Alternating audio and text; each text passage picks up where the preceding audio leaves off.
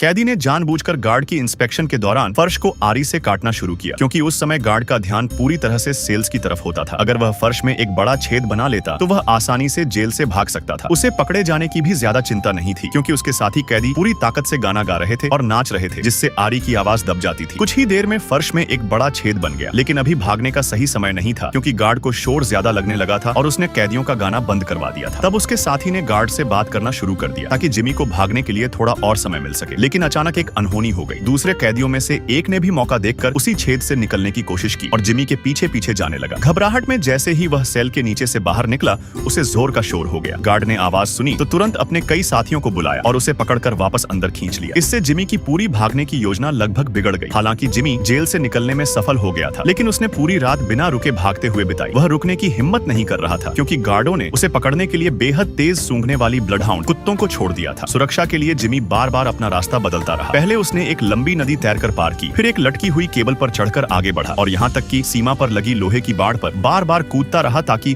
अपनी गंध अलग अलग जगहों पर फैला सके और कुत्तों को भ्रमित कर सके। एक दिन और एक रात तक पीछा करने के बाद कई ब्लडहाउंड कुत्ते थककर मर गए, लेकिन गार्डों ने पीछा करना नहीं छोड़ा। आखिरकार सीमा पुलिस की मदद से जिमी को पकड़ लिया गया और वापस जेल ले आया गया। उस दिन के बाद से उसकी आजादी पूरी तरह खत्म हो गई। जेल के नियमों के अनुसार जो भी कैदी भागने के बाद पकड़ा जाता है, उसे भारी लोहे की बेड़ियां पहना दी जाती हैं, जिन्हें खाने या सोने के समय भी नहीं हटाया जाता। खुशकिस्मती से उसके हाथ अभी भी आजाद थे, इसलिए उसने एक नई भागने की योजना बनानी शुरू कर दी। एक दिन बाहर काम करते समय उसने पेट दर्द का बहाना बनाया और शौच के लिए झाड़ियों में चला गया, लेकिन उसे लगातार पेड़ की एक टहनी खींचते रहना था, वरना गार्ड उस पर गोली चला सकता था। आधा घंटा बीत गया, लेकिन जिमी वापस नहीं आया। फिर भी वह टहनी लगातार हिलती रही। गार्ड को तुरंत शक हो गया कि कुछ गड़बड़ है। वह जल्दी से वहां जाकर देखने लगा, लेकिन वहां कोई नहीं था। असल में जिमी ने पहले ही उस टहनी से एक रस्सी बांध दी थी और खुद भागते हुए रस्सी खींच रहा था, जिससे टहनी हिलती रहती थी। जब तक गार्ड को उसकी चाल समझ में आई, तब तक जिमी लगभग 10 मील दूर भाग चुका था।